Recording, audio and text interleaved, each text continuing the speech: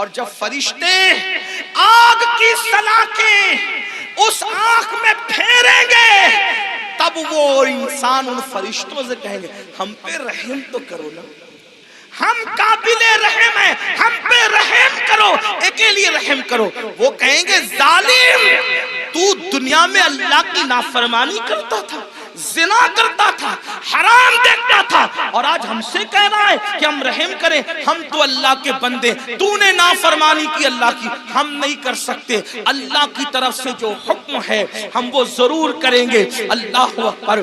یہ ہے زانیوں کے حوالے سے۔ یہ تو میں نے اختصار کے ساتھ ایک حدیث پڑھی۔ میں اپنے جوانوں سے کہتا ہوں آج زنا افیئر کے نام پر بڑھ رہا ہے، میرے بھائیو اس طرف نہ جاؤ، بلکہ نکاح کو اتنا سستا کرو کہ زنا کرنا مشکل ہو جائے، نکاح کو اتنا آسان کرو زنا کرنا مشکل ہو جائے۔ بڑی معذرت کے ساتھ ظالم معاشرے نے نکاح کو اتنا مشکل کر دیا ہے کہ اب لوگ زنا کو آسان سمجھنے لگے ہیں۔ نہیں، جس معاشرے میں زنا ہوگا اس معاشرے میں بیماریاں ہوگی، جس معاشرے میں زنا ہوگا اس معاشرے کے اندر بے برکتی ہوگی، جس معاشرے میں زنا ہوگا اس معاشرے میں تباہی ہوگی۔ جہاں گناہ ہے وہاں فنا ہے۔ اور ایک بات بھی عرض کر دوں، جو زنا کرتے ہیں اللہ ان کے یہاں عیبی اولاد پیدا کر، عیبی اولاد ان کے گھروں میں۔ اب کسی گھر میں عیبی اولاد دیکھنا تو قیاس مت لگا لینا کہ اس نے زنا ہی کیا ہوگا، ایسا نہیں۔ کچھ لوگوں کو بطور سزا عیبی اولاد دی جاتی ہے اور کچھ لوگوں کو بطور امتحان عیبی اولاد دی جاتی ہے۔ کسی کا امتحان بھی ہو سکتا ہے، جیسے حضرت ایوب علیہ السلام کا امتحان ہوا، اللہ والوں کا امتحان ہوا۔ تو میرے بھائیو زنا کی طرف نہ جاؤ اور نکاح کرو، اور نکاح جلدی کرو۔ اپنے جوانوں سے کہتا ہوں اگر گھر والے نکاح کرنے میں تاخیر کرے تو نوجوانوں کو یہ گھر میں عرضی رکھنے کا حق ہے کہ میری شادی کر دو، لیکن حرام کی طرف نہ جاؤ۔ اور آخری میں بات سمیٹتے ہوئے عرض کروں، اگر ایسا نہیں کیا تو زنا وہ بدترین فعل ہے میرے بھائی، نسلوں تک اس کی سزا ملتی رہے گی۔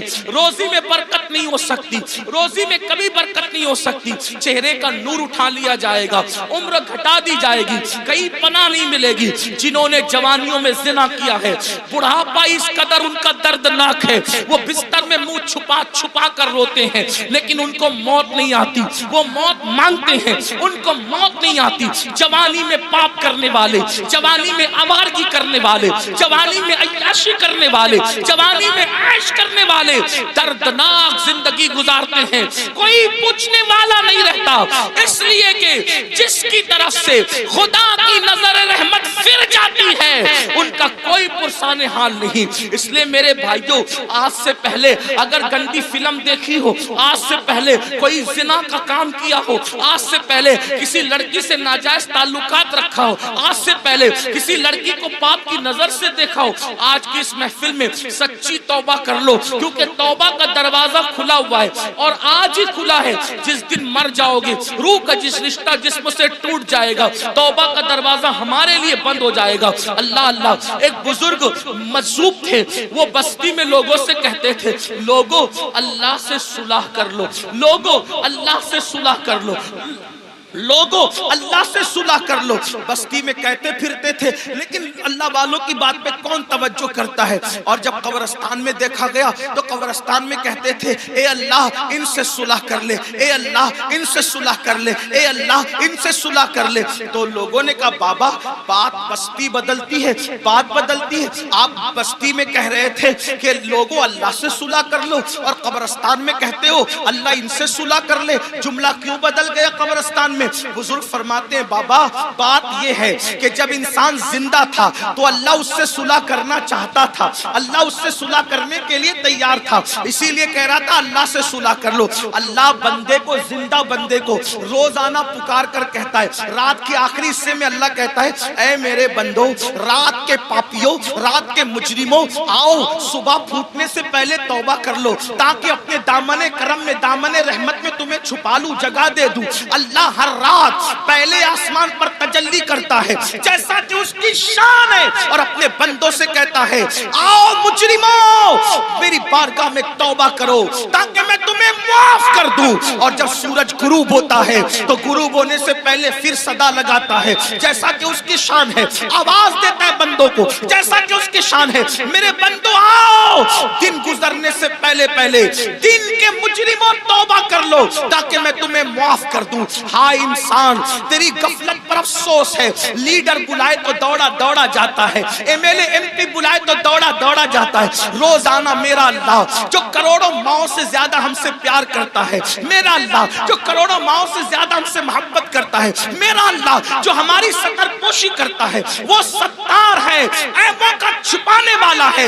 याद रखना मुसलमानों, अगर अल्लाह ने हमारे ऐबों पे पर्दा न डाला होता तो ना आप यहाँ बैठने के काबिल होते, ना हम लोग यहाँ बैठने के काबिल होते। कितना करम है, गुनाह करते हैं, ऐबों पे पर्दा डालता है। अरे बीवी इतनी मोहब्बत करती है लेकिन हमारे ऐब देखती है तो अपने मैके में जाकर बयान करती है। अम्मी इतना प्यार करती है, हमारे ऐब देखती है तो अब्बू को बयान करती है। अब्बू इतना प्यार करते हैं, हमारे ऐब देखते हैं तो अम्मी को बयान करते हैं। भाई लोग इतना प्यार करते हैं, हमारे ऐब देखते हैं तो भाइयों को बयान करते हैं। कितना मेरा मौला प्यारा है, कैसा करम करने वाला है। इतने हम जराइम करें, इतने गुनाह करें, पर्दे पे पर्दे डालता है, पर्दे पे पर्दे डालता है, पर्दे पे पर्दे डालता है। अल्लाह के बंदो, सबकी मोहब्बतों का ख्याल किया, जरा रब की मोहब्बत का भी तो ख्याल करो। जो बात आखिरी अर्ज करने चला था, एक हदीस पढ़ने चला था, आओ मेरे अल्लाह की के फरमान पर अमल करो।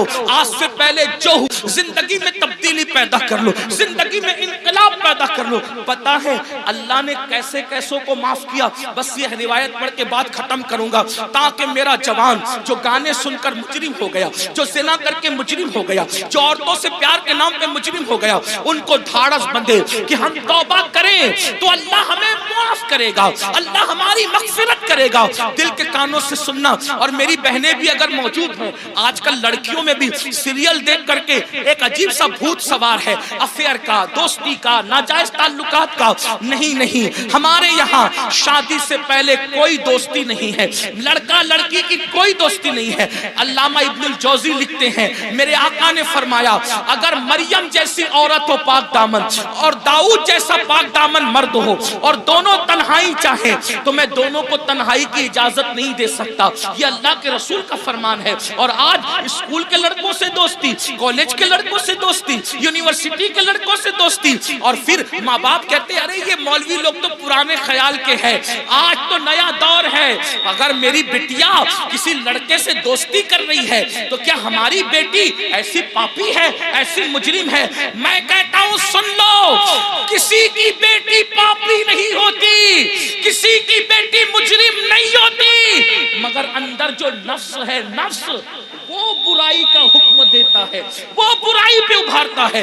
बेटियां किसी के साथ ना भागती अगर घरों के अंदर पर्दे का निजाम होता, अगर घरों में तकद्दुस का निजाम होता, अगर घरों में पारसाई का निजाम होता।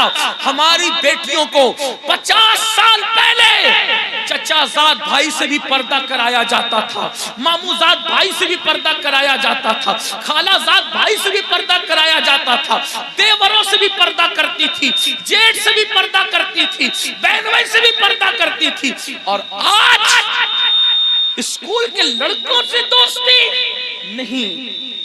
किसी को बुरा लगता है, 1000 बार बुरा लगे, हमारा मजहब यही है और यही है।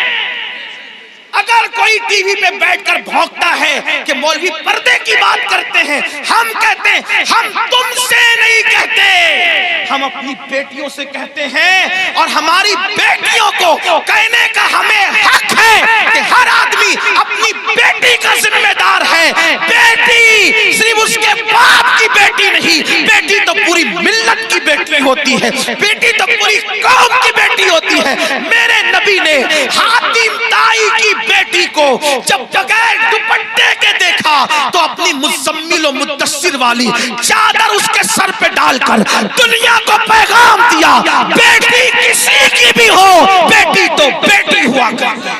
हमारे यहाँ बेटी की अहमियत है। और ये तो जुल्म करते हैं, ये तो पर्दा जुल्म लगता है तुम्हें। क्यों जुल्म लगता है पता है? मैं गाली गलौज का आदी नहीं, लेकिन एक बात आपको बता, पर्दा इनको जुल्म क्यों लगता है? कुत्ते चाहते हैं कि बकरी बाहर निकले, कुत्ते चाहते हैं کہ بکری باہر نکلے. کیوں کتے صاحبو، بکری سے تمہیں اس کی آزادی سے کیا پیار؟ وہ کہا یہ گھر میں رکھا اس کے مالک نے ظلم ہے. ہم نے کہا ظلم نہیں، مالک کی محبت ہے. وہ جانتا ہے کہ آوارہ کتے باہر بیٹھے ہوئے ہیں، اگر بکری کو باہر بھیجوں گا تو نوچ نوچ کر کھا جائیں گے. اس نے محبت سے گھر میں رکھا ہے تاکہ آوارہ کتوں کی نظر نہ پڑے. تو ایک مالک کے نزدیک بکری کی جتنی عزت ہے اس سے کروڑوں درجہ زیادہ ہمارے یہاں بیٹی کی عزت. توجہ آپ کی. ہمارے اب آپ کہیں گے بیٹی کی کیوں اتنی عزت ہے؟ میں نے کہا اس لیے اتنی عزت ہے کہ ہمارے یہاں بیٹی کا روپ معمولی روپ نہیں ہے. بیٹی کا روپ سیدہ طیبہ طاہرہ خاتون جنت فاطمۃ الزہرا کا روپ ہے. اور وہ ایسا روپ ہے کہ جس کے لیے پوری کائنات کھڑی ہوتی ہے. جب وہ شہزادی نبی سے ملنے آتی ہے تو میرا نبی ان کے استقبال کے لیے کھڑا ہوتا ہے. بیٹی یہ ہے. اوروں کی یہاں بیٹی کیا ہے مجھے نہیں پتا. ہمارے یہاں بیٹی، اب سن لے بیٹی کیا ہے. ہمارے یہاں بیٹی فاطمۃ الزہرا ہے. ہمارے یہاں بیٹی بنت صدیق عائشہ صدیقہ ہے. ہمارے یہاں بیٹی حضرت سیدہ زینب کبریٰ ہے. جب بیٹے کٹ جاتے ہیں تو بیٹی ہی ہے جو پورے قافلے کو کربلا سے بچا بچا کر کے مدینہ منورہ تک لاتی ہے. نعرہ تکبیر. اس لیے بیٹی کی عزت ہمارے یہاں، بیٹی کی عزت اس لیے ہمارے یہاں بیٹی برتن جھاڑو کرنے والی کا نام نہیں. ہمارے یہاں بیٹی کپڑے دھلنے والی کا نام نہیں. ہمارے یہاں بیٹی وہاں کھڑے رہ کر خطبہ دینے والی کا نام ہے. جہاں مرد کٹ جائیں تو پھر بیٹی بولتی ہے اور اس شان سے بولتی ہے کہ لگتا نہیں کہ بیٹی بول رہی ہے. ایسا لگتا ہے جیسے بیٹی کا بابا بول رہا ہے. اور ہوا دربار کوفہ اور دمشق میں جب علی مرتضیٰ کی باب مدینۃ العلم کی شہزادی زینب نے خطبہ دیا تو دیواریں دہل گئی اور لوگ کہنے لگے علی کہاں سے آ گئے؟ تو لوگوں نے کہا علی نہیں ہے، علی کی شہزادی بول رہی ہے. یہ ہمارے یہاں بیٹیاں، بیٹیوں کا مقام اس لیے ہم بیٹیوں کو بہت عزت سے رکھتے ہیں. بہت عزت. ہمارے یہاں بیٹی جنت ہے، جنت. ہمارے یہاں بیٹی پیٹ میں ٹکڑے کر کے گٹر میں بہانے والی چیز نہیں ہے. بیٹی بیٹی چومنے والی. جو نبی کا غلام ہے وہ بیٹی کو کیسے ٹکڑے کر سکتا ہے؟ بلکہ ٹکڑے، توجہ کرنا جملے پہ، بیٹی کو نبی کا غلام ٹکڑے نہیں کرتا بلکہ اپنے جگر کا ٹکڑا قرار دیتا ہے. کیونکہ رسول اللہ نے اپنی شہزادی کے لیے کہا فاطمہ تو بدعۃ منی، وہ تو میرے جگر کا ٹکڑا ہے. تو بات دور نکلی. عرض کیا کر رہا تھا؟ آج سے پہلے جو بھی گناہ ہوا ختم کرو، توبہ کرو.